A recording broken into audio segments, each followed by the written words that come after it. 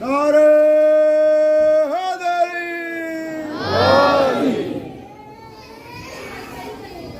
أعوذ بالله من الشيطان اللعين الرجيم. بسم الله الرحمن الرحيم. فوض أمري إلى الله إن الله بصير بالعباد ولا حول ولا قوة إلا بالله العلي العظيم. حسبنا الله ونعم الوكيل ونعم المولى ونعم النصير.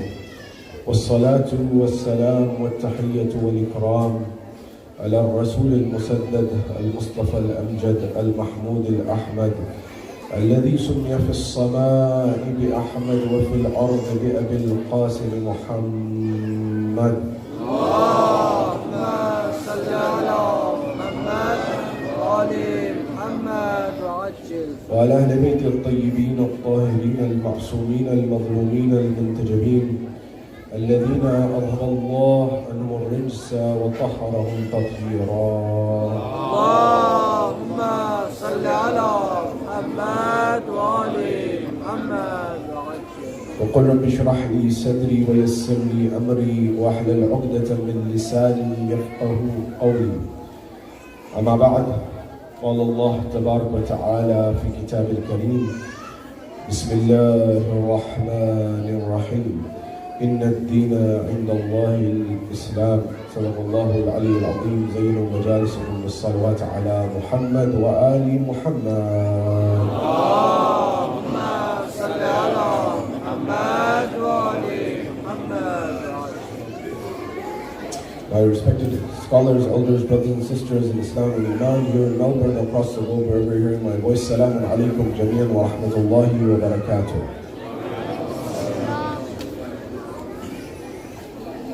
Question: do I need religion in the 21st century? We've been discussing many things and we're culminating this conversation tonight where we've been discussing the future of our community in light of Karbala.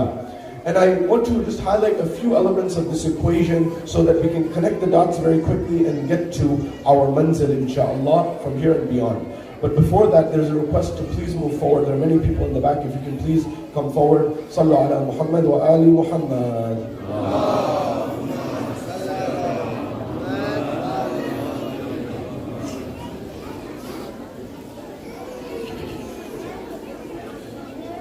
صلوا على محمد وآل محمد.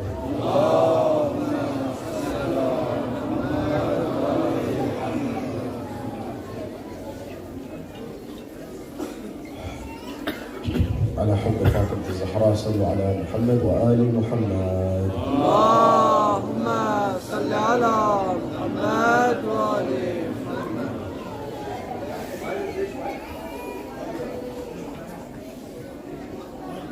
और मोहम्मद वाले बैत मोहम्मद सलावत. اللهم صل على محمد وآل محمد.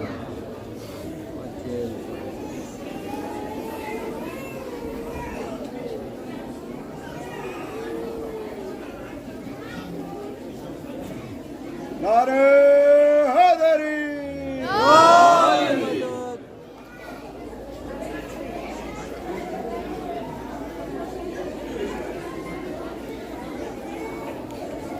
नारे हैदरी.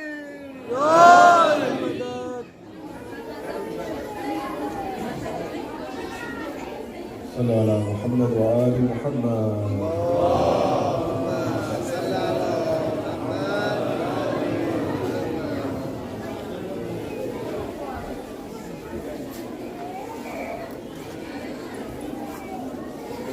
और मोहम्मद वाले बैत मोहम्मद सलावत. اللهم صل على محمد وآل محمد.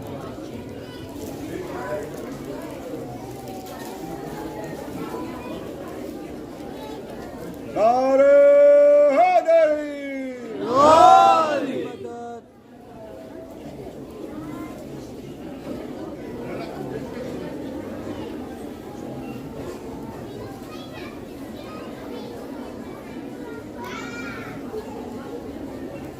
There's another request. There's many more people who are trying to get in. Please, as much as possible, please try to come forward. Sallu ala Muhammad wa ali Muhammad.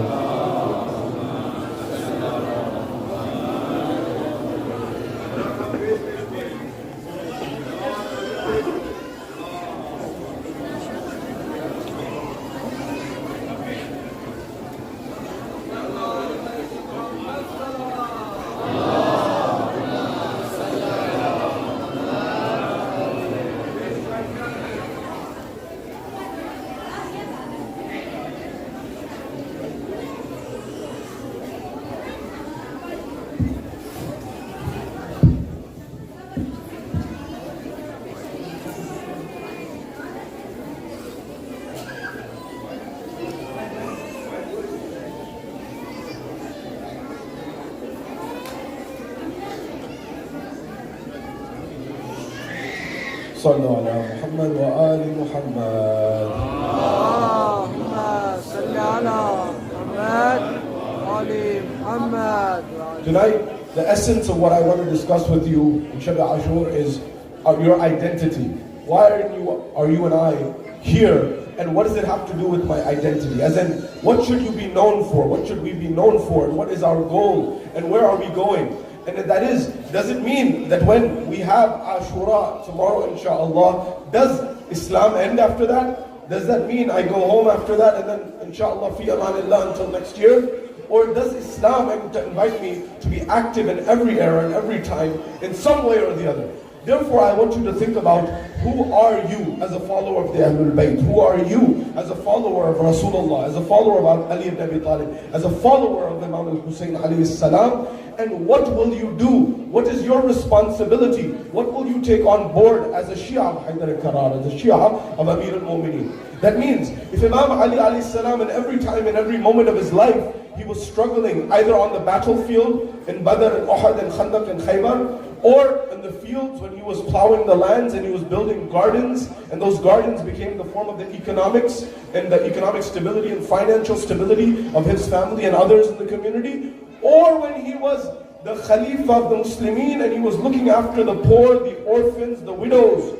Amir al-Mu'mineen was in a state where he was constantly struggling. The same you will notice with Rasulullah, of course, because Ali learned from Rasulullah. The same you will learn from the life of Imam Hassan, Imam Hussain, and all of the Ahlul Bayt. Therefore tonight, I want you to look at Karbala as a philosophy. Karbala as a living, breathing philosophy. That is, it's not just something that happened 1400 years ago. It invites you and I to live right now in this very moment in time. Meaning what? At every era and every time, the Imams had a different approach to the same goal. All of the Imams, according to our ulama, they had one goal. The goal was Hifzuddin wa Hifzuddima. Hifzuddin meaning what? The preservation of the deen of Rasulullah, of Islam. They all had that common goal. And number two, Hifzuddima, the preservation of blood. Blood of who? Blood of the believers, blood of the faithful. The Ahlul Bayt were trying to minimize bloodshed. They were trying to save lives. So every Imam took the approach based on the zaman and makan for the needs of the time and the space of that time. So when it came to the Imam, the third Imam, he found Imam Hussain needed to rise. But remember, when Imam Hassan left this world for 10 years, Imam Hussain abided by the sunnah of Imam Hassan. He didn't fight until Muawiyah died and appointed Yazid. Then and only then he rose. But when you come after that, Imam Sajjad had a different approach.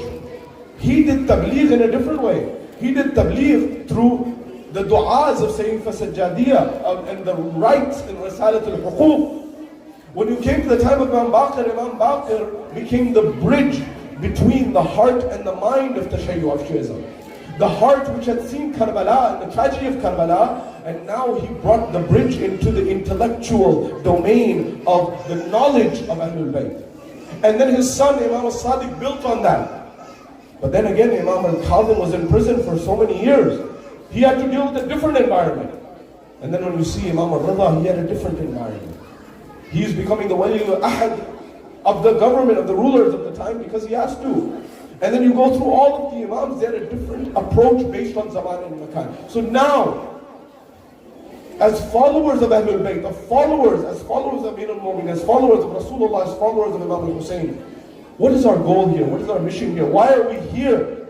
You heard last night, from the political standpoint, there are more followers of Ahlul Bayt that will come to these shores. What are you and I doing for them? What are you and I doing for those abroad who need our assistance and help? That is, Allah may ask you and I that you had the facilities of a modern developed society. You had access to the education there. You had access to the political system there. You had access to the voice there, and the media there, and the academia there, and you go down the list. What did you do within your ability to help the broader community and society? By the way, not only your own community, but also those people who are part of this society who may be suffering.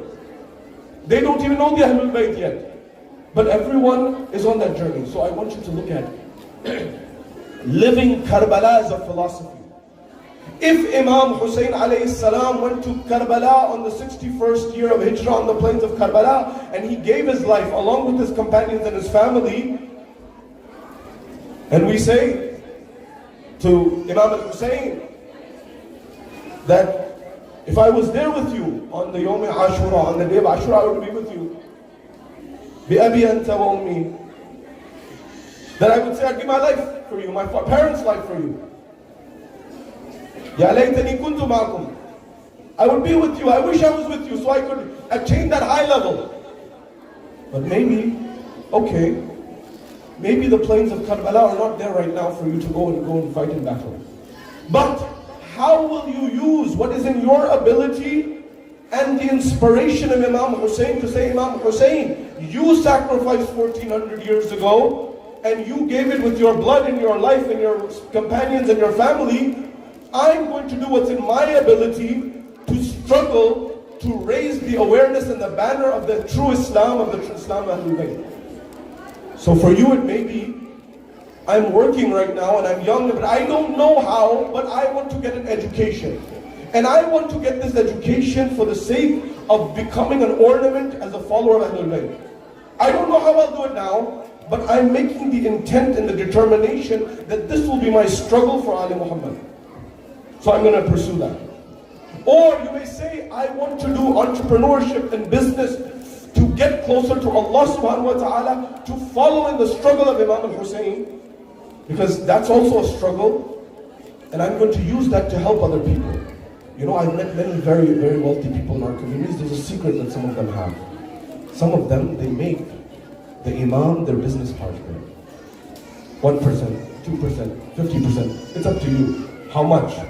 But that portion, they make the Imam, and they use that income of that percentage towards development in the name of the Imam. And many of them have had tremendous success. Or it may be political activism. For example, if someone says something in Parachinar against the followers of Ahlul Bayt, you and I as followers of Ahlul Bayt here, living in Australia, there's a reason you're here. So maybe that means you write, you speak to the elected representatives, the likes of the who came yesterday, and you say to them, look, we as followers of Ahlul Bayt have been persecuted for a long time.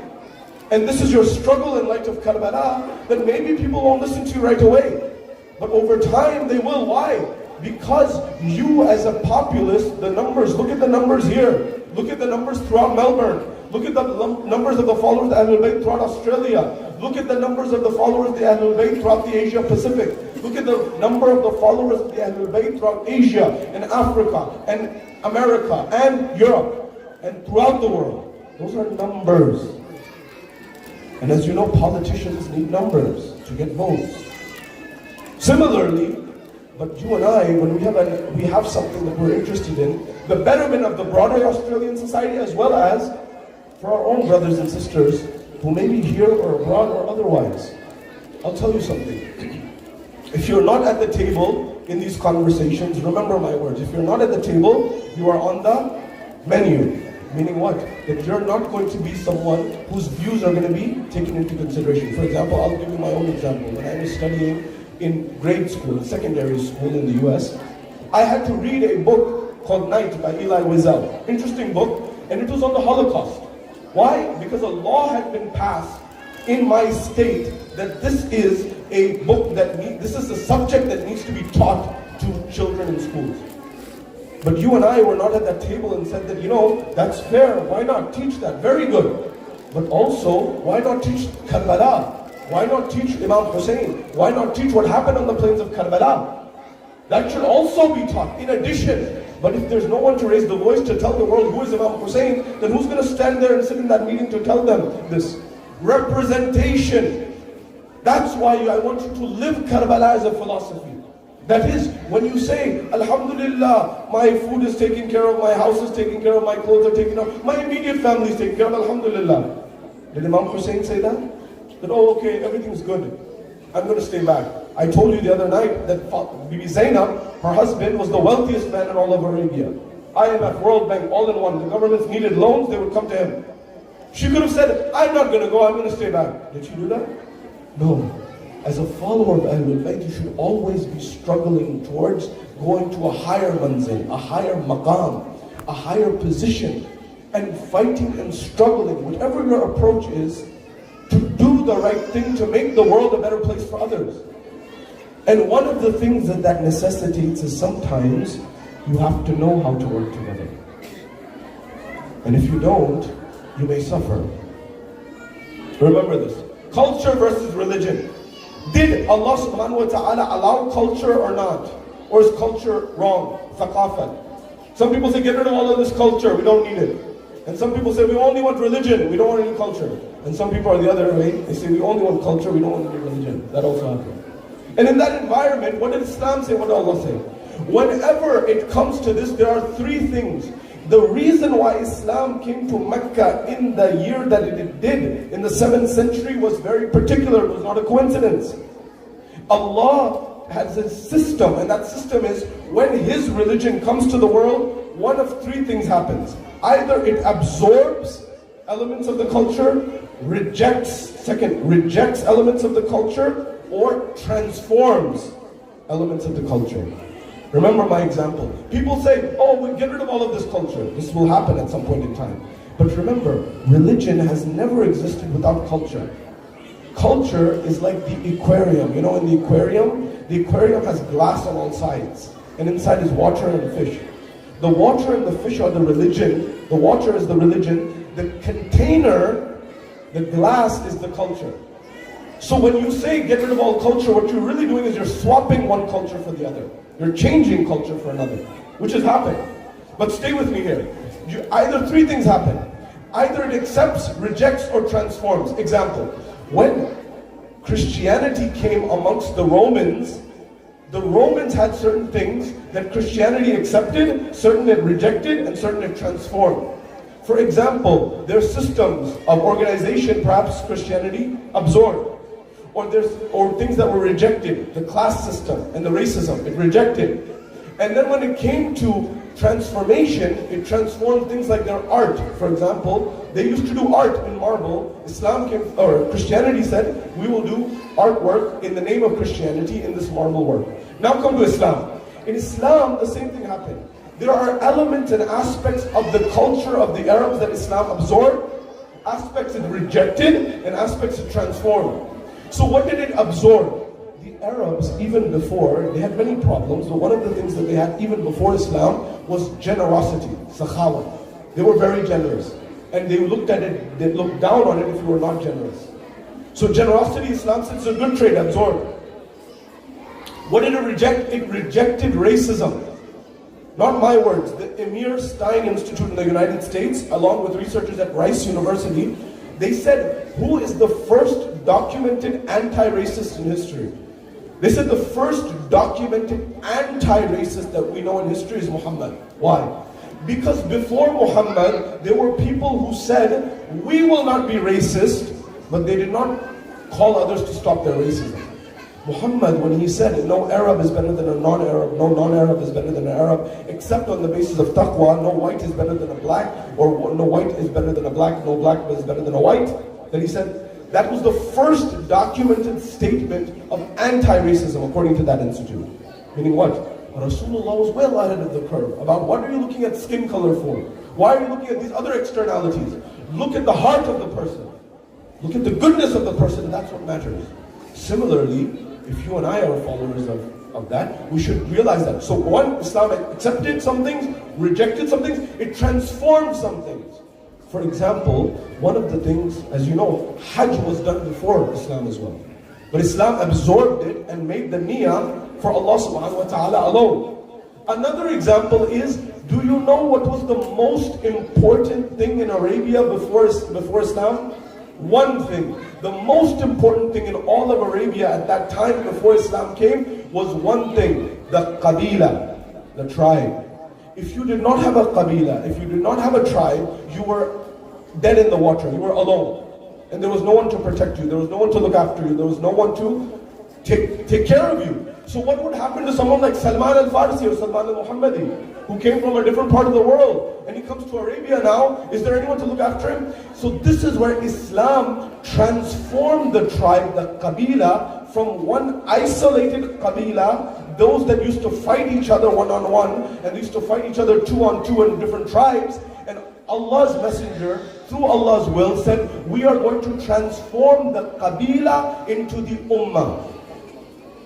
The qabila, the tribe, became the ummah. It expanded the horizon. So he said, if tomorrow, so no one has a qabila, no problem, the ummah will look after you. So then, it expanded that dynamic. Now comes the question, you and I, as followers of Ahlul Bayt, what is our vision, what is our mission, what are we working on? Are we following in those footsteps? As in, Allah says that we made you into tribes. Allah in the Quran says we made you into tribes. But why? Qaba'ila. Why? لِتَعَارَفُوا. So you get to know one another. Not so you fight. Not so you say, I'm better than you, you're better than me, this, that. No. So you understand one another. But when it comes to the interest of the community, the ummah, you need to keep this in mind. Why? Because wherever you go, you are finding that unfortunately sometimes the followers of the Ahlul Bayt are not able to work together. True? Or not? I thought we were followers of Ahlul Bayt. This is this group, this is that group, this is this group, this is that group. You see, every community around the world is looking after their own interest. And when you and I begin to fight one another or not agree with one another, not work with one another, it's as if we are giving tears of blood to the Imam Azam, the Imam Murad. As in, you know, the Imam is saying, look, do you really believe in me? Do you really trust me? Do you really have any love for me, any compassion for me? As in, the Ahlul Bayt have struggled so much, and on top of that, we give them more wounds. Stay with me here. I was in a travel. Sometimes things happen and you don't realize them in life. I always talk about the development of our community, to raise each other up, to go higher. As if Iqbal says, be like the Shaheen that goes higher. The winds that hit the falcon, the Shaheen, are not to demoralize it. It's to encourage you to fly higher. Similarly, Allah gives you and I tests so we go higher. But sometimes, the test is coming from your own people. And you're wondering, what's the wisdom here? Stay with me here. I won't mention where I was, but I was always talking about economic development and other things, and a brother came up to me afterwards and he shared something with me, which I want you to think about. He said, Sayyid, you always talk about economics, education, development, may Allah bless you. I want to share something with you. I said, please. He said, I'm from Iraq. He said, I was an engineer in Iraq, and I had a good position and a good business, and life was good. And then because of the politics, I had to leave. When I had to leave, I came to Europe. When I came to Europe as a refugee, I was not able to work as an engineer anymore. I had to get whatever job I can. So he said, my job, now I got a job in a grocery store, a supermarket. You know where they have the goods and the groceries. He said, my job was to procure the merchandise. That is, my job was to fill the shelves. So I talked to the suppliers, and I tried to get the best prices, and I filled the shelves. So I'm dealing with other businesses to get the best deals, to get the best rates, so that we can use that and then sell them to the customers and make a business margin. He said, so Sayyid, I didn't know anything about this, so I learned a lot. I studied, I practiced, I struggled, and I learned how to negotiate. I learned how to sell. I learned how to deal with the suppliers to the point that I became the best at that job in that position. And I became someone, I used to negotiate so hard, I used to get the most profit margins because I would squeeze the suppliers and get the least price. And then when we sold it, we would sell it with more margin, we'd make more money. And so one day passed, 2 days passed, months passed, year passed. Eventually the economy is booming, the business is booming, life is good, I feel good. And he said then, the owner of the store, my boss, he said, he called me into the office. He said, I need to speak to you, please. So he comes into the office. And he says, yes. He's wondering, promotion, what's going to happen, maybe he's becoming manager, maybe what's going to happen. He says, this is tough, but I have to fire you. I have to lay you off. He said, I got shocked. But I thought to myself, he gave me an opportunity, so he was thankful. So I thought to myself that, fair enough, no problem, no issues. So he said, just one thing. So he's telling me, the owner of the business, He said, just one thing. No problem. You gave me an opportunity when I didn't have an opportunity. I worked hard, things worked out. No problem. You made this decision. I respect it. Totally fine. Just one question. And I want an honest answer. That's all I want. I said, sure. What is it? He said, look, you know and I know, business is good, economy is good, and in this position I am good. Meaning what? The economy is booming, the business is booming, and in terms of this position and the work, you know I'm the best employee you've ever had in this. You know this and I know this. And so he looked at him and he said, you're right about the business is booming, you're right about the economy booming, and you're also right that you are the best person that's ever done this job, no doubt.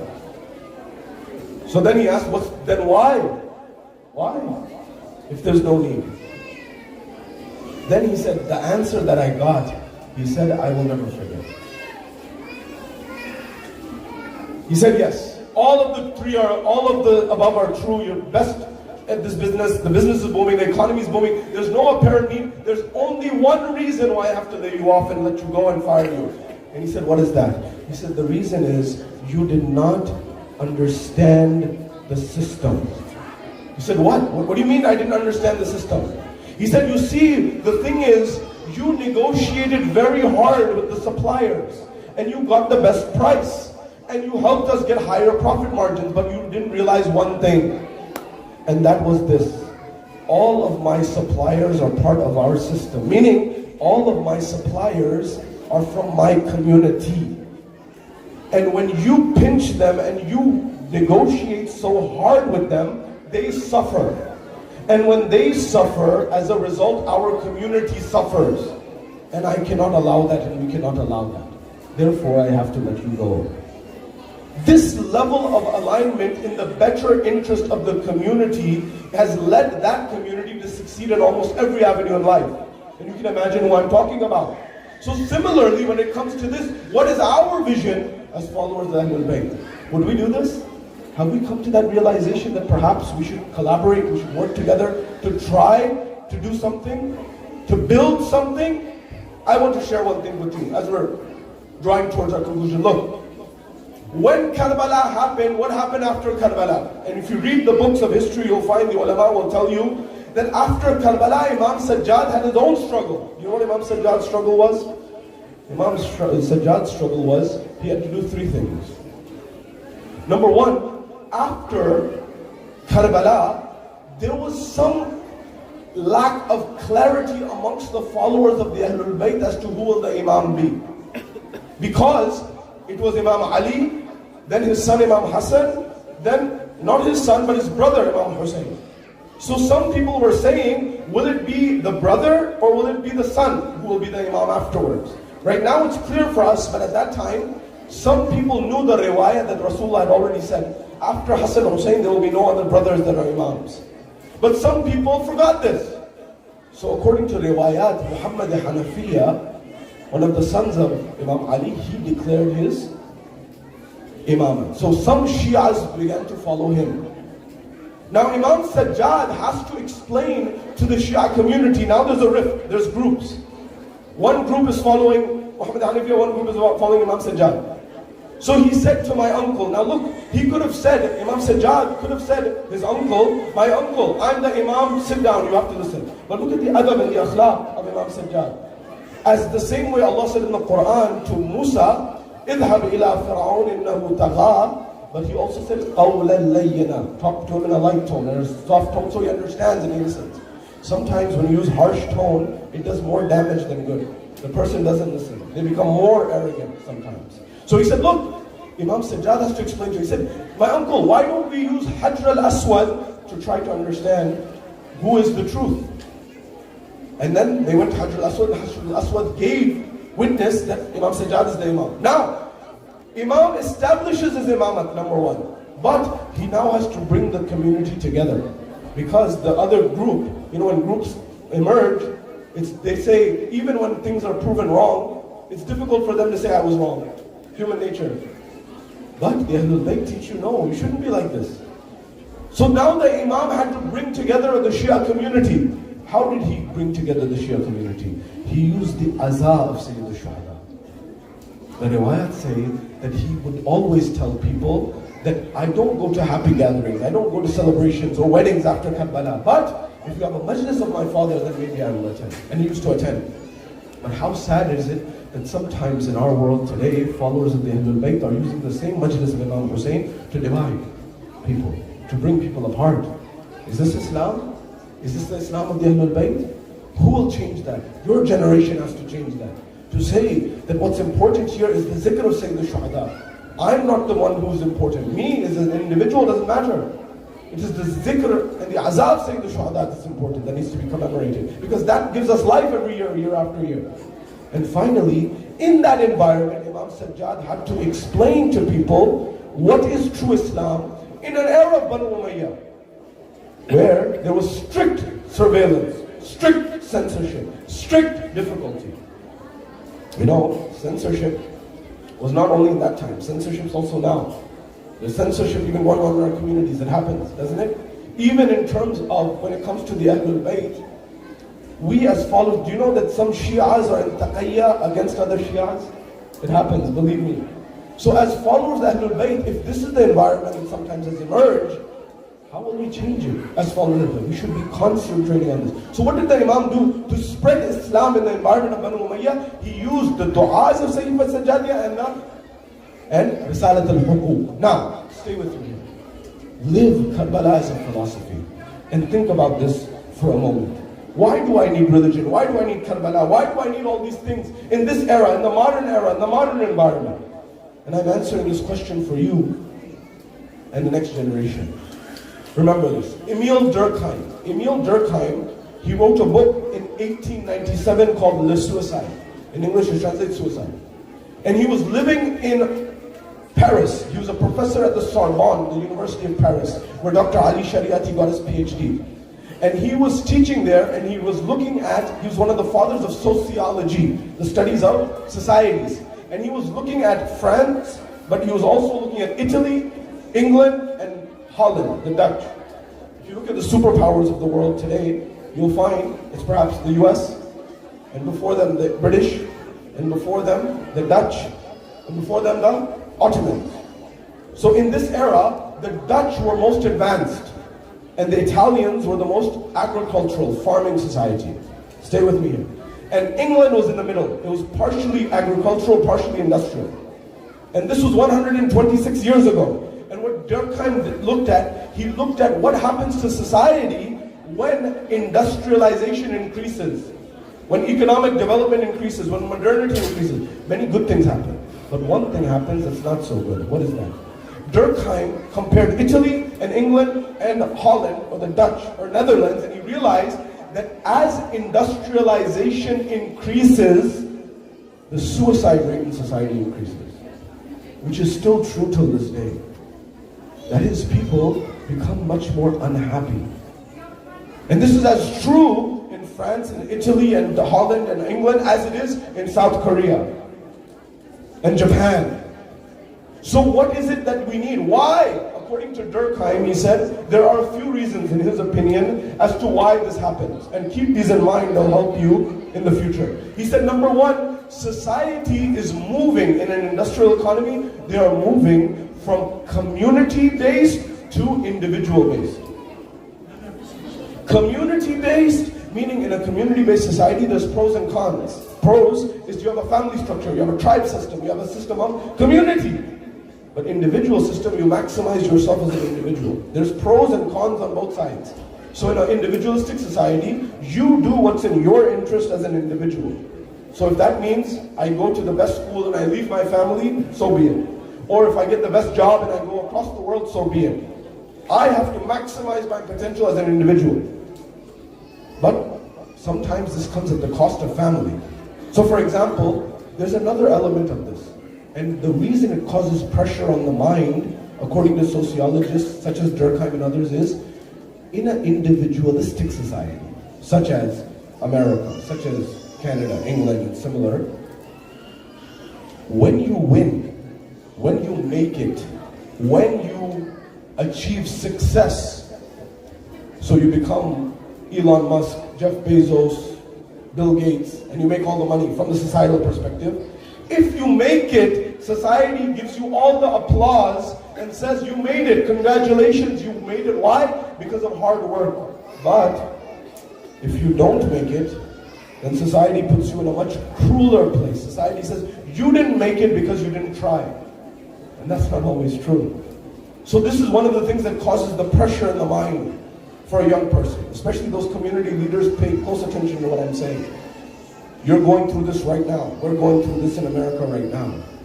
Number one. Number two, he said that another element as to why this is happening and what in his theory as to why gross unhappiness was increasing, he says too much hope. Now, hope, umeed, is a very good thing. Allah subhanahu wa ta'ala in the Quran tells us this. Like, number one sin, shirk. Number two is to lose hope in the mercy of Allah. It's a sin. Allah does not want you to lose hope. لا تقنطوا من رحمة الله إن الله يغفر الذنوب جميعا. Do not lose hope in the mercy of Allah. Allah forgives all and whoever He chooses to. Now, but too much false hope can also be a problem. Example, have you heard of the Paris effect? If you go to Japan, there's something known amongst Japanese called the Paris effect. And the Japanese, some of the Japanese tourists, they have a dream that they are going to go to Paris. And they're going to go to Paris, and they're going to land in Paris, and they're going to go to the hotel, and then they're going to go on the tube and the subway and the metro, and then they're going to get to the Eiffel Tower, they're going to go up the stairs, they're going to open their eyes, and they're going to see the Eiffel Tower, and they're going to be happy like they've never been happy before. And so, they book the flight, they book the travel, they go from Tokyo to Paris, they check into their hotel, they drop their bags off, they go in the tube, they go in the metro, they go to the subway, and then they get up to the Eiffel Tower, eyes closed, and they open their eyes, and they fall into a depression, literally a physical depression. Why? Because they're like, this is just a tower. We have 50 of these in Tokyo. What's the big deal?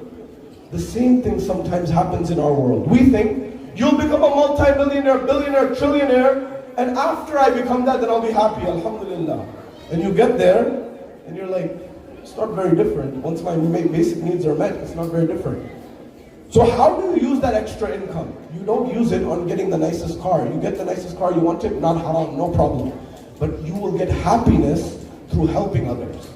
That will give you a sense of meaning. The book is called The Paradox of Generosity. You can read it. The book tells you how is it that when you give more, you actually get more in your life, in terms of happiness and many other factors. So number two, Durkheim said, is because the society gives you this false hope that you will have this amazing life.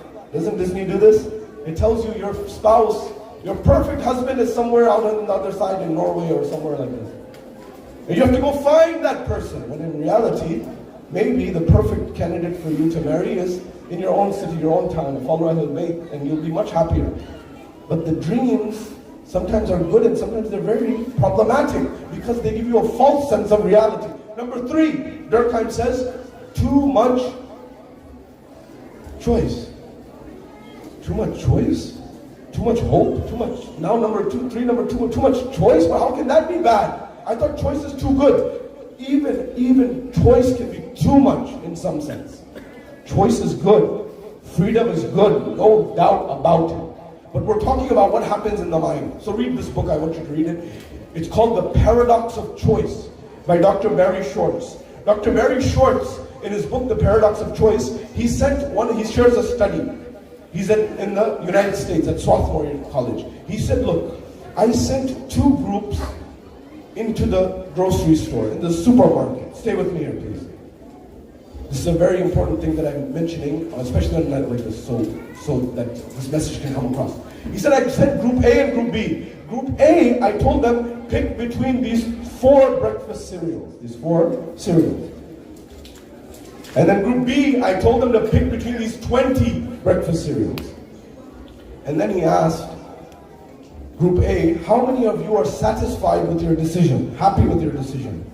And in Group A, who picked between 4, they all said, we're very happy, no problem. Then he asked Group B, the one who had to choose from 20, how many of you are happy? And they all said, if we had more time, we would have picked something else. This is not about cereal, this is not about breakfast, this is about life.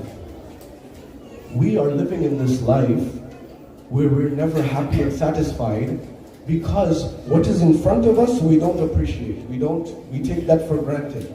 We have our mother, we have our father, we have our siblings, we have our loved ones, and then we are looking on social media or somewhere else.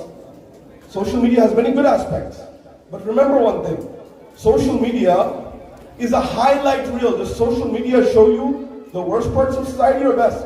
So you open your social media and you go to Facebook or Instagram or Twitter or whatever it may be for you, or TikTok, and you see someone's in Australia, someone's in the United States, someone's in Canada, someone's sitting in Scotland, someone's sitting in Ireland, someone's sitting in the Maldives, someone's sitting in Bali, someone's sitting somewhere. And you're like, I'm sitting here in Melbourne, on the east side. What am I doing with my life?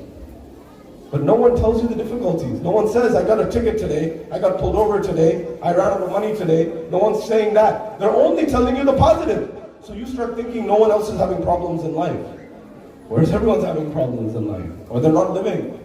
And so that's really the essence of realizing what is reality and what is false. So the next element of it is the paradox of choice.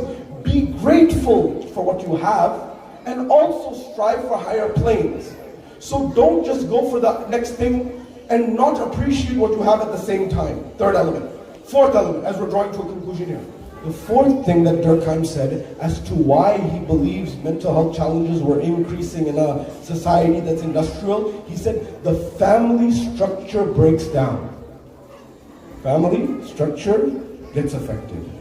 I'll give you an example. In America, in cardiology and sociology, there's a phenomenon called the Rossetto effect. In the 1950s, cardiologists, doctors who are heart specialists, and sociologists, they looked at one town in Pennsylvania, and they said this town has 50% less cardiovascular heart disease than the rest of the country. So they said, why? How is that possible? So they said, we need to launch an investigation. Their hypothesis, their guess was, they must not smoke and they must not eat fat. But when they went to the town, they found out they all smoked cigars and they all ate fat. Don't do that, huh? I'm not done yet. So then they said, what's going on? So they said, we must go further in the town and see their culture. And what they realized was, this was a town of Italian immigrants who had brought their culture from Italy to America with them, and they lived together in a family environment. For dinner, they would all come together and they would all cook together in pots, and they would all sit together and eat. And so what was happening was, the sociologists and the cardiologists said was, their social psychology, the way they were living, was helping them be healthier as human beings. If you want evidence of this, there's another book called Blue Zones. Blue Zones are the 6 places in the world where there are the most centenarians, people 100 years or older. For example, Okinawa, Japan, or places in Africa. One community in America called Loma Linda that follows a biblical diet. But they said some things are diet and exercise, some things are culture. They said, for example, in Japan, it's not like Australia or Canada or America where everyone wants to be young. Everyone wants to be, I'm 20, I'm 19, I'm young. They actually look up to age as wisdom. So the same way on calendars, we may have younger people, they have older people, and they look at it as hikmah, as wisdom. And so their culture is helping them live longer. The culture around you has an impact on you, whether you understand it or not. Sometimes better, sometimes worse. So the family structure, he said, is very important, and the family structure is deteriorating in our industrialized society. I'm telling you this because around you, you may not realize it, but in places like America, Canada, Australia, and England and others, the family structure may be crumbling. And that has an impact. Whether you realize it or not, that puts pressure up here. The final reason, and I'm concluding here, according to Durkheim, as to why he believed that mental health challenges increase in a developed industrial economy, he said religion declines. Although he was not the most religious person in the world, but he said something. He said, we need religion now more than ever. Because religion gave people that sense of community, that sense of belonging, that sense of, I have a responsibility to not just myself and me, but also to my family, to my friends, to my community, and the broader society.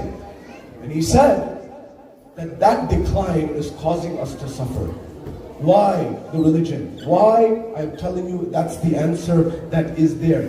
There are studies after study from Harvard, LSE, many other, FSU in the US, many other institutions that have found people who are active religiously, who attend one or more religious gathering a week, on average are happier, healthier, and wealthier than those who do not. But if and only if the community that they are in is positive and supportive. If the community is adab, then it doesn't work that way. So that means, as follows, we should make a positive environment. Now, final thing that I'll mention, because I don't know what life has in store, and then we'll go straight to Messiah. Remember this, if nothing else. Learn from the history of others. Imam Ali in letter 31 of Nahj al-Balagha, he says to his son Muhammad Hanafiya, he says, my son, I studied history until it was as if I was walking amongst the ruins of past civilizations. And I saw what brought them good and what brought them harm. You and I must study history like Imam Ali alayhi salam. But Huxley, Toynbee, you name it, all of the major historians said there is one lesson that history teaches us, and that lesson is that man does not learn from history. Because we don't learn from history, history repeats itself, or at least it rhymes. I'm telling you this so you do something about this right now. There's a book, it's called Religion and Immigration, edited by Dr. John Esposito. He's one of the main authorities of Islam in America. And in this, they talked about the experience of other religions that came to America before the Muslim community and others. And I want to share this with you. The first documented instance, the year is 1623. Come with me on this journey. The year is 1623. The heads, the management, the leadership of the Dutch East India Company, they write a letter. Sorry, the Dutch West India Company. As you know, there's a huge company that is East and West. The leadership of the Dutch West India Company, they wrote a letter to Peter Stuyvesant. Peter Stuyvesant was the governor of New Amsterdam. New Amsterdam, you now call that New York. It used to be called New Amsterdam at the time. The Dutch were there first, similar to some history here. Now, they wrote a letter to the governor of New York, and they said, we want to relocate 23 members of our community from Brazil to New Amsterdam. We want your permission. They wrote back a one-line response, and they said, we cannot. Stuyvesant wrote back a one-line response, said, I cannot accept them because if they need help, if they need money, if they need a place to stay, who's going to pay for that? I don't have the money to pay for that. And the management of the Dutch West India Company wrote a one-line response back saying, you have nothing to worry about, they will be taken care of by their own. That was the first documented history of the Jewish community in America. Now, 100 years later, this first generation of the Jewish community that came to America, 100 years later, historians said there was not a single person who identified as Jewish throughout America. This lesson was learned. Now, the second wave of this community came in the 1800s, 200 years later. And they said, we are not going to make the same mistakes that our ancestors made. We are going to bring our top rabbis, our top intellectuals, our top poets, all of the intelligentsia from throughout the world, and in particular Europe, and they're all going to come so that we keep our identity. Now stay with me. Despite all of their efforts, this second wave that came in the 1860s of this community, historians said, the first generation of the second wave, these ones who came in 1860, historians said and sociologists said that their first generation that came in 1860 with all of the scholarship, their first generation were Orthodox. traditional. The second generation were conservative. Not as traditional, but still practicing. The third generation were reform. Reform means they had changed totally. The final one, not my words, this is what the researcher said, was the fourth generation were de-Judaized. De-Judaized. They were no longer Jewish. Now, in that environment, you and I, in our playbook, we have the post-9/11 world to also deal with. So sociologists are saying for you and I, it may not be 4 generations, it may be 3. Maybe less. Who knows? And don't think that you can pack up and go anywhere because the world's a global village today. That's not the answer and the solution. What it means is, you have to plan and strategize in terms of what is it that you will do for the betterment of society so people see you as a value add to society. Example, when the same community came to America, people used to discriminate against them. People used to be very racist towards them. People used to say the worst things to them. Do you know how they changed things? It's mentioned in this book as well. So in Brooklyn and parts of New York at that time, if you could afford it, 100, 150 years ago, it's not like today that there was nationalized healthcare. You know, today you go and you have coverage for seeing a doctor. At that time, if you could afford a doctor, the doctor came to your house, if you had the money. If you didn't have the money, you would use some household remedies and you would pray to God, and pray to Allah, or pray to whoever you're praying to. So in that environment, this community, they set up hospitals. At that time they called them hospitals, but today they would be like clinics. 2 beds and 1 doctor, for example. And they gave treatment to the people free of cost in these places, such as Brooklyn and other parts of New York. And that changed the narrative that people who were treating them badly, they began to say, hold on 1 second. We are making fun of them, we are discriminating against them, we're treating them badly. But when our kids become sick, our children become sick, we take them to their clinics and their hospitals because they give treatment for free. And if we make fun of them and continue to make fun of them and they close their clinics and hospitals and they go somewhere else, our children will die. That's how it changed the narrative, and people began to say, we need to take care of this community. Similarly, as followers of Ahlul Bayt, you and I need to make sure we look at the internal and the external model. Get involved in academia, get involved in finance, get involved in politics, get involved in media. That is, as far as Ahlul Bayt, and we've done this in the US, and I'm sure you have done this, and I hope you've done this. If you haven't, you should have clinics. There is healthcare here, or other things for people who don't have them. Use the banner of Ali Muhammad and Imam Hussain to serve the community. And you'll see that people will say, these followers of Hussain, they're different. These followers of Abdullah, they're different. These followers of Islam are different. Otherwise, the writing is on the wall. And in that difficult uphill battle, you and I, let us not let it be that our biggest opposition is our own family, our own lovers of Ahlul Bayt, our own loved ones. Anytime there is a rift, think what this does to the heart of Ali Muhammad, what this does to the heart of the Imam of the time, what this does to the heart of Fatima al-Zahra. That is, how many of us are there, and what benefit could we have to society?